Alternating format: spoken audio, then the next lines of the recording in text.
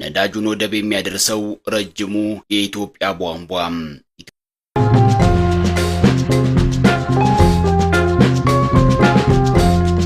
ኢትዮጵያ በኦጋዴን የምታወጣውን የተፈጥሮ ጋዝ ወደ ውጭ ለመላክ ረጅም ቧንቧ እየገነባች ትገኛለች።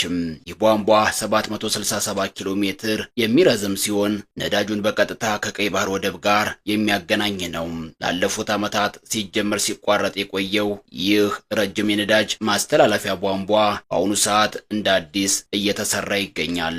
ግንባታውን እያካሄደ ያለው የቻይና ኩባንያ ሲሆን በዓመት እስከ 12 ቢሊዮን ኩቢክ ሜትር የተፈጥሮ ጋዝ ያስተላልፋል ተብሏል። በቢሊዮን ዶላር ወጪ እየተገነባ ስላለው ረጅሙ የነዳጅ ማስተላለፊያ ቧንቧ አስገራሚ መረጃ እንነግራችኋለን። ከዚህ በተጨማሪ ኢትዮጵያ ያገኘችው የተፈጥሮ ሀብት የተፈጥሮ ጋዝ ብቻ ነው ወይስ ድፍድፍ ነዳጅ የሚለውን እንነግራችኋለን። አያይዘንም የድፍድፍ ነዳጅና የተፈጥሮ ጋዝ ልዩነት እንያለን። ከዋጋ አንጻርና አገልግሎታቸው ጭምር ምን እንደሆነ እንያለን። ኢትዮጵያ ያገኘችው ናቹራል ጋዝ የተፈጥሮ ጋዝ ነው ወይስ ክሩድ ኦይል ድፍድፍ ነዳጅ ነው የሚለውንም አካተናል። እስከ መጨረሻው ድረስ አብራችሁን ቆዩም። የለቡ ቅንጡ መንደራችን ሽያጭ ሊያበቃ ጥቂት ቤቶች ብቻ ቀርተዋል። ቀድመው ገዝተው ብዙ አትርፈዋል። አሁንም አረፈደም። በመረጡት የካሬ አማራጭ ከስቱዲዮ እስከ ባለ 4 መኝታ ማለትም ከ56 እስከ 190 ካሬ በመረጡት የወለል አማራጭ የቤት ባለቤት ይሆኑ። ሊኖሩበት ቢፈልጉ ሰላማዊ መንደር ነው። በጥሩ ዋጋ ሊያከራዩት አሊያም መልሰው ቢሸጡት የሚያተርፉበት ነው። 40% በ3 ዓመት ከፍለው 60% ደግሞ ቤቱን እየኖሩበት እስከ 20 ዓመት ድረስ በባንክ የሚከፍሉበትን እድል ያመቻቸው ዲኤምሲ ሪል ስቴት ቀድሞ ለመጡ 20 ደንበኞች እስከ 30% ቅናሽ አዘጋጅቷል። 487,000 ቅድመ ክፍያ ጀምሮ ለአጭር ጊዜ በሚቆይ ዋጋ ቅናሽ ተጠቅመው የዘመናዊ መንደራችን ባለቤት ለመሆን ፈጥነው ከታች ባለው ስልክ ይደውሉ።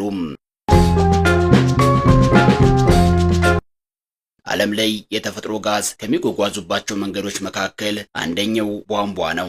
በዓለም ላይ በአሁኑ ሰዓት አገልግሎት እየሰጡ ያሉ ከ2557 በላይ የነዳጅ ማስተላለፊያ ቧንቧዎች አሉ። የዓለማችን ረጅሙ የተፈጥሮ ጋዝ ማስተላለፊያ ቧንቧ የቻይና ዌስት ኢስት የተፈጥሮ ጋዝ ማስተላለፊያ ቧንቧ ሲሆን 8700 ኪሎ ሜትር ርዝመት አለው። ከአፍሪካ ውስጥ ረጅሙ የተፈጥሮ ጋዝ ማስተላለፊያ ቧንቧ የናይጄሪያ የተፈጥሮ ጋዝ ማስተላለፊያ ቧንቧ ሲሆን 5800 ኪሎ ሜትር ይሆናል። ኢትዮጵያ አሁን ላይ እየገነባች ያለችው የተፈጥሮ ጋዝ ማስተላለፊያ ቧንቧ የሚረዝመው 767 ኪሎ ሜትር ነው። ሶማሌ ክልል ኦጋዴን ውስጥ ከሚገኙት ካሉብና ሂላላ የጋዝ ማውጫ ማዕከላት እስከ ጅቡቲ ዳመርጆንግ ድረስ የሚዘልቅ 667 ኪሎ ሜትር ርዝመት ያለው ቧንቧ እየተገነባ ነው። ይህ የተፈጥሮ ጋዝ ማስተላለፊያ ቧንቧ በዓመት 12 ቢሊዮን ኩቢክ ሜትር ጋዝ ወይም 10 ቢሊዮን ቶን የጭነት ክብደት ያለው ጋዝ የማስተላለፍ አቅም ያለው ነው።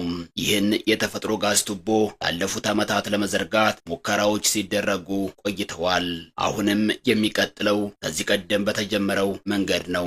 ለግንባታው ከሚያስፈልገው 4 ቢሊዮን ዶላር ውስጥ 70% የሚሆነው ከቻይና መንግስት በድጋፍ መልኩ እንዲሁም ከቻይናው ኤግዚም ባንክ በሚገኝ ብድር ነው። ጋሪው 30% በኢትዮጵያ መንግስት የሚሸፈን ይሆናል ተብሏል። ይህ የተፈጥሮ ጋዝ ማስተላለፊያ ቧንቧ የተፈጥሮ ጋዙን ከምድር ውስጥ በቀጥታ በማውጣት ወደብ የሚደርሰው ሲሆን ጅቡቲ ወደብ ከደረሰ በኋላ እንዲቀዘቅዝ ይደረጋል። ኢትዮጵያ በኦጋዴን 2 አይነት ነዳጅ አግኝታለችም። በቀጥታ መስከረም ላይ የሚላከው የተፈጥሮ ጋዝ ነው። ይህ ማለት ጋዝ ነው። ይህ ጋዝ ለጭነት ዝግጁ የሚሆነው በከፍተኛ ሁኔታ እንዲቀዘቅዝ ከሆነ በኋላ ነው። ለዚህም የሚጓጓዘው የተፈጥሮ ጋዝ በኔጌቲቭ 162 ዲግሪ ሴንቲግሬድ ወይም ኔጌቲቭ 260 ፋራናይት ቀዝቅዞ ለጭነት የሚዘጋጅበት ማቀነባበሪያ ጅቡቲ ውስጥ አብሮ ይገነባል። የተፈጥሮ ጋዝ በጋዝ መልኩም በፈሳሽ መልኩም ለገበያ መቅረብ ይችላል። የተፈጥሮ ጋዝ አብዛኛው ወይም ከ70 እስከ 90% ሚቴን ጋዝ ሊሆን ይችላል። የተፈጥሮ ጋዝ በብዛት ለገበያ የሚቀርበው በፈሳሽ መልኩ ሲሆን ጋዙ ወደ ፈሳሽነት የሚለወጥበት የማቀዝቀዣ ሂደት አለው። የተፈጥሮ ጋዝ ወደ ፈሳሽነት ከተለወጠ በኋላ ክብደቱ እጅግ አነስተኛ በመሆኑ ከውሃ ጋር በመቀላቀል ከላይ ሆኖ አንድ ላይ ይሰበሰባል። ይህ የተፈጥሮ ጋዝ እስከ 650 ዲግሪ ሴልሺየስ ድረስ ሙቀት የመፍጠር ወይም የማቃጠል አቅም አለው። በዓለም ላይ እጅግ ትልቁን የተፈጥሮ ጋዝ የምታመርተው ሩሲያ ስትሆን ጋዝፕሮም የተባለው የሩሲያ ነዳጅ አውጪ 17% የሚሆነውን የዓለም የተፈጥሮ ጋዝ ያመርታል። ሩሲያ ይህንን ጋዝ በባህር ቱቦ ተክላ ወደ አውሮፓ የምትልከው ሲሆን በሩሲያ ዩክሬን ጦርነት ወቅት ጥቃት ደርሶባት እንደነበር ይታወቃል። የተፈጥሮ ጋዝ በሚወጣበት ቦታ ላይ እሳት ይፈጥራል። ያለማቋረጥም እሳት ወደ ሰማይ ይለቃል። የተፈጥሮ ጋዝ ከምድር ውስጥ የሚገኘው ከ1 ኪሎ ሜትር እስከ 6 ኪሎ ሜትር ጥልቀት ድረስ ነው። ኢትዮጵያ በኦጋዴን ይህንን ጋዝ ለማግኘት ወደ ስር በአማካኝ ከ1 እስከ 6 ኪሎ ሜትር ድረስ ጠልቃ ቆፍራለች ማለት ነው። ምድርን ወደ ስር መቆፈር የሚቻለው እስከ 12 ኪሎ ሜትር ድረስ ብቻ ሲሆን እስካሁን ከዚያ ያለፈ የለም። ምድርን ከ12 ኪሎ ሜትር ጥልቀት በታች ሊቆፍር የሚችል ማሽን እስካሁን አልተሰራም። የተፈጥሮ ጋዝ ለማግኘት ግን ከ1 ኪሎ ሜትር በላይ መቆፈር ግዴታ ነው።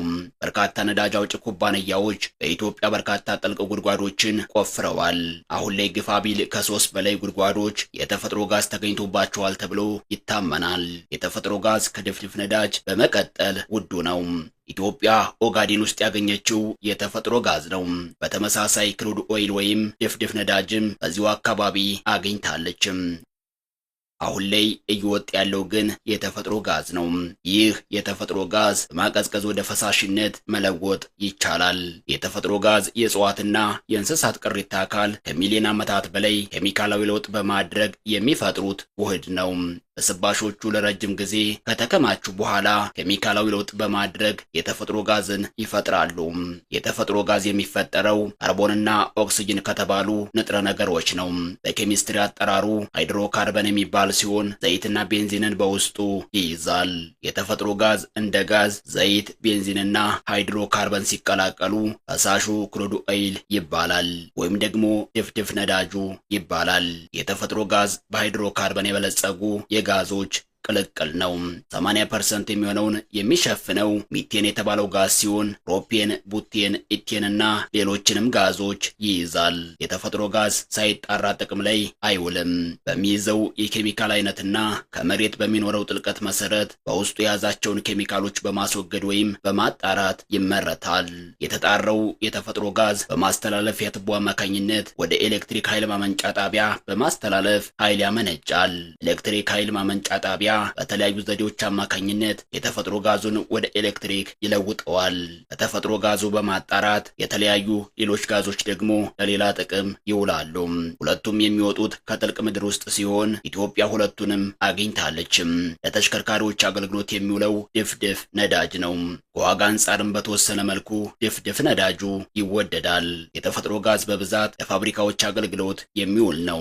ኢትዮጵያ በኦጋዴን ሁለቱም ያላት ሲሆን በአጠቃላይ የተፈጥሮ ጋዝ ብቻ እስከ 21.3 ቢሊዮን ኩቢክ ሜትር ይደርሳል። 1 ኩቢክ ሜትር የተፈጥሮ ጋዝ በአሁኑ ሰዓት ከ345 እስከ 350 ዶላር ይሸጣል። ኢትዮጵያ በቧንቧ ጅቡቲ ወደቦች ካደረሰች በኋላ የምትፈጽመው ሽያጭ በዓመት እስከ 8 ቢሊዮን ዶላር ማግኘት ትችላለች። ይህንን የተፈጥሮ ጋዝ ወደ ውጭ ለመላክ ከወጣ በኋላ ወሳኝ የሚባለው የማስተላለፊያ ቱቦ ነው።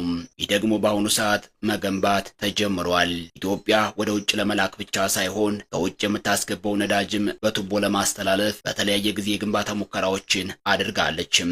ኢትዮጵያ በየወሩ እስከ 5 በሚደርሱ ግዙፍ የነዳጅ ጫኝ መርከቦች አማካኝነት ነዳጅ ወደ ጅቡቲ ወደቦች ታጓጉዛለችም። ነዳጁ ጅቡቲ ከደረሰ በኋላ እንደገና በነዳጅ ጫኝ መኪኖች ተጭኖ ወደ አገር ውስጥ ይጓጓዛል። ይህም ለከፍተኛ ተጨማሪ ወጪ ይዳርጋል። ተሽከርካሪዎች ነዳጁን ለገበያ ለማቅረብ በርካታ ቀናት የሚፈጅባቸው ሲሆን በመንገድ መስተጓጎል ምክንያት ብዙ ጊዜ የነዳጅ እጥረት እንዲፈጠር ሲያደርግ ቆይቷል። ቧንቧ ቢሆን እነዚህ ነገሮችን ያስቀራል። ይህ በነገራችን ላይ ወደ ውጭ ለሚላከውም ለሚገባውም ይሆናል። በዓለም ላይ የተፈጥሮ ጋዝ በብዛት የሚጓጓዘው በቧንቧና በባቡር ነው። ሩሲያ ለአውሮፓ ነዳጅ የምታቀርበው በቧንቧ ነው። ግብጽ በእስራኤል በኩል ነዳጅ የምታገኘው በተመሳሳይ በቧንቧ ነው።